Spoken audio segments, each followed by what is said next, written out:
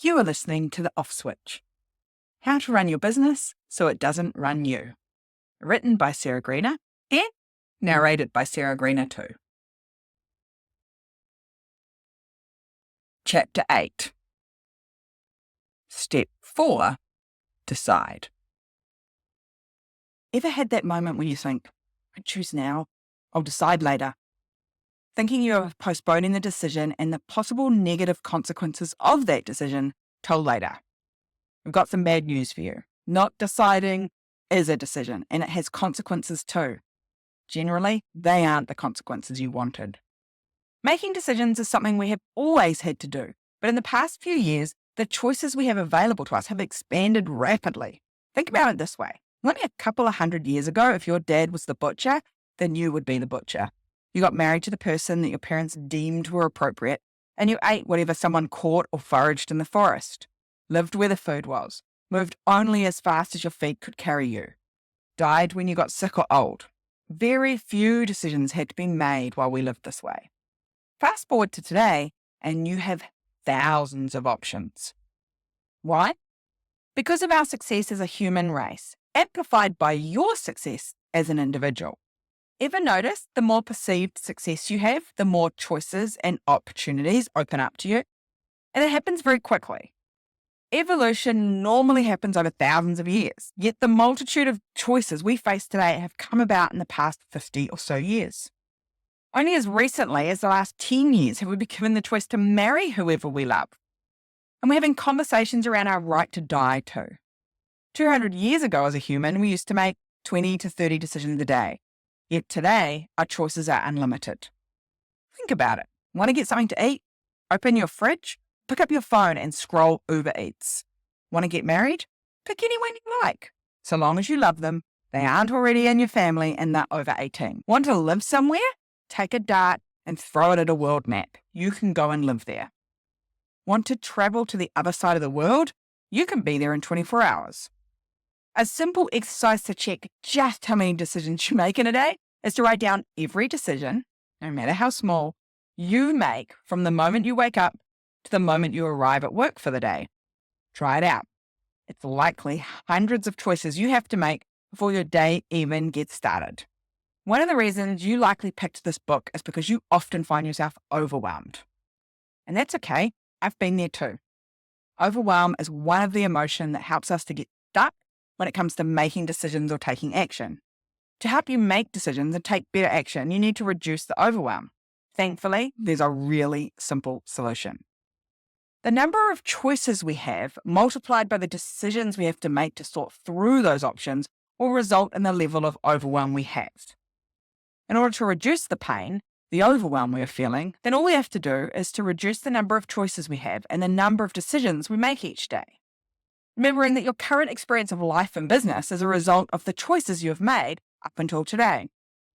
It becomes very difficult to do it all because we have so much freedom to choose, so many options to fill our lives and businesses with. You can do anything you want. You just can't do everything at once, which means you have to choose. The great news is you've already started to take some of those actions as you go through this book.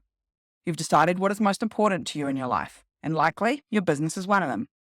Now you simply say no to everything that isn't one of those things. You've already decided where you want to end up.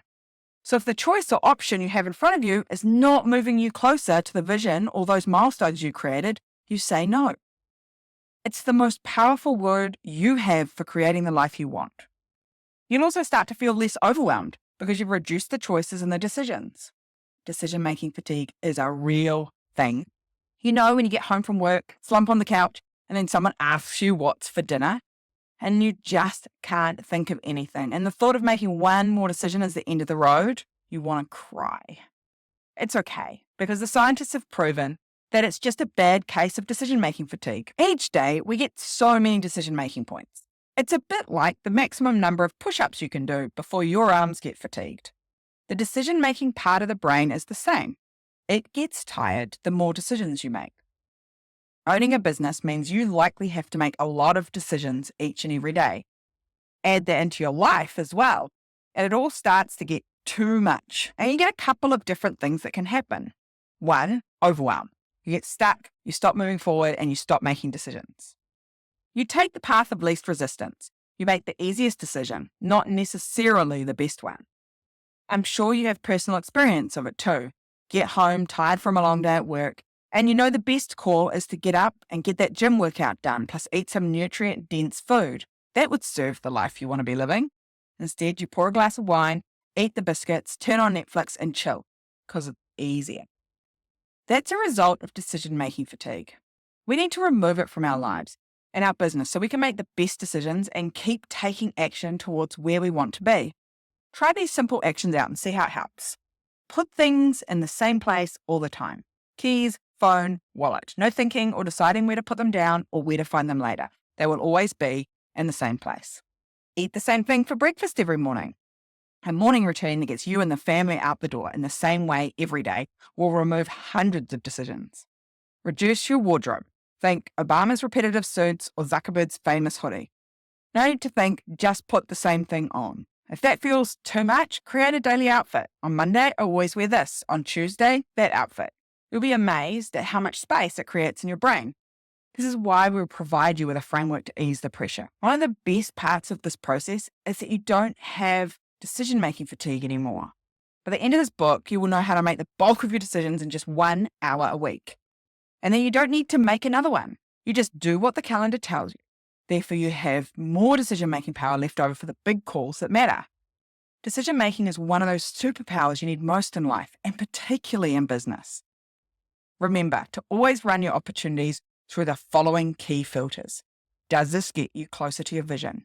Does this align with your highest life priorities? And if the answer is no to either question, then you aren't taking part. If the answer is yes to both, then you're in 100%. And while for the simple decisions that framework might be enough, there are likely to be some bigger decisions with far-reaching impacts that you need a different process for. Decisions are often described as hard. A simple thing we do that makes a decision hard is when we turn it into a dilemma. A dilemma in simple terms is when you set yourself up with only 2 answers to a problem. You have option A or option B. When you only have 2 options, you can end up feeling like you don't have a choice. If I don't choose option A, then I'm forced to choose option B because there isn't anything else, and vice versa. This is the fine art of painting yourself into a corner. You can either sit and wait or step out and get wet paint on your feet. Neither looks like a great outcome. But with only 2 choices, you must choose one. To avoid a dilemma when making decisions, we must give ourselves 3 or more options. Ideally, I would like 4 or 5 options for when we're making a big decision. I've yet to come across a problem that doesn't have at least 3 solutions we could use. Give yourself more spaciousness.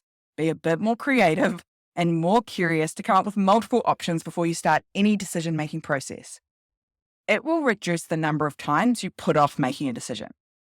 You can put decisions into 2 camps, non-fatal and fatal decisions. Non-fatal decisions are decisions we can reverse pretty quickly back to where we were before we made the choice. Recently, we've been looking at removing the liquor license from our boat business. Selling drinks is not the core business. That's an example of a non-fatal decision. Because if we don't maintain the liquor license, we can always reapply in the future and get back to the position we are in today. It might cost some time and money, but it's minimal. And as we add to that process by removing the bar area and expanding the seating, it gets harder and harder to reverse that decision. The less fatal a decision is, the quicker we can make it. Becomes part of that try, fail, learn process. As a trustee of a community organisation, we were battling in a small seaside town to remove 32 car parks from the waterfront, which also happens to be our central business district. Unsurprisingly, there's a lot of resistance, particularly from some of the business community. Why? Because they thought if we removed the car parks and the new green space was awful, they could never get the car parks back. It felt like a fatal decision. We need to remove the feeling that we couldn't get back to the current situation if we needed to. How did we get it across the line with those objecting most strongly? We gave them a get out clause.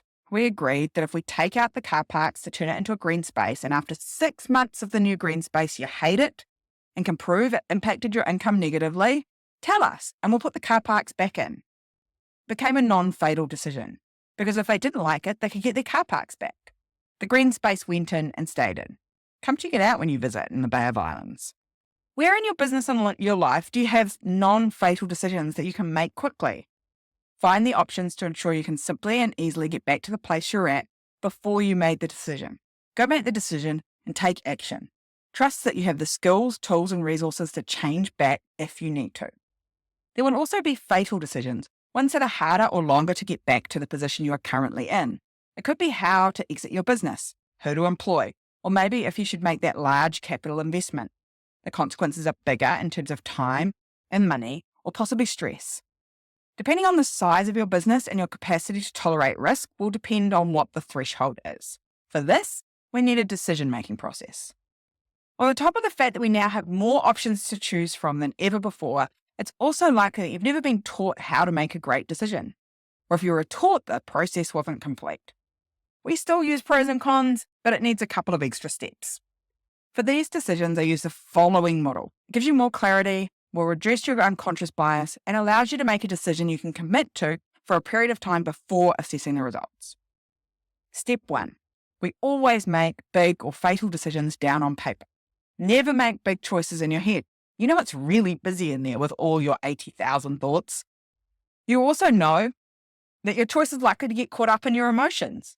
The problem with making a decision from an emotional place, good or bad, is that your emotions will change. And you're the one that gets to change them. Buyer's remorse, ring any bells? If you make a big decision based on emotion, when you start feeling something else, it might not be the best choice for you. When you're making a big call, you want to give it rational thought and structure. We do that by writing it down with pen and paper. Step 2. Always have 3 or more options to solve the problem. No dilemmas. Use your creativity to come up with a variety of options. If you get stuck, reach out to someone you know who sees the world differently to you, and they'll be able to come at it from a different angle. Step 3. Give each option a separate sheet of paper, hit it up with the answer, solution, or opportunity. Step 4. Split the page and complete a pros and cons list for each option. Step 5. Balance your pros and cons not in the number, but in the weightiness. The filter we all have at the base of our brain, our reticular activating system, is going to ensure you're biased towards one of the options based on your filters. Remember the beliefs conversation? You will always find the evidence to support your beliefs. Because of this, you now need to do some deliberate work to make the pros and cons equal, not in number, but in weight. Think of it like an old-fashioned set of scales. If you have 5 really heavy positives, you might need to have 15 small negatives to have the same weight on the other side. Choosing to travel away from home for business has some pretty negative consequences for me. They're going to push the scales down on the con side quickly. Being away means I miss out on time with my daughter and my husband, which are in my top 3 highest life priorities. They are 2 cons, but heavy ones. Weighing up this opportunity, I have to come up with a bigger number of positives to even that up. Earning income, improving my speaking skills, time for myself, time to complete content while traveling, and raising my profile all need to go on the other side of the scales to even it up. Step 6. Go through each of the options and mitigate all the cons. Come up with a strategy to either make the cons go away completely or reduce them. For the previous example, I could mitigate the negatives of missing time with Johnny and Scarlett by having them travel with me. Step 7. Decide to decide and allocate a time frame that we will stick to this decision for, if applicable. Ultimately, we make very few decisions that we can't unwind. If a decision is quick to unwind, then the time frame would be shorter than those that would take a year to undo. Step 8. Choose. Don't forget to use your filters. Does your choice fulfill your highest life priorities and move you closer to the vision you have for your life and your business in each area? Step 9. Evaluate. At the end of the time frame, check in to see what we learned or what the wins were. This allows us to integrate this knowledge and make better decisions each time we level up. The quality of your life will be determined by the quality of decisions you make. Bo Sanchez. You will never get to a point where there are no more decisions to make. Let's make sure we level up the quality of our life with aligned and deliberate decisions. Hi, Sarah here. Just wanted to say, stoked that you are learning this knowledge to ensure that you get to blend your business and your life together in the way that you want. And learning stuff is good. Using stuff is better.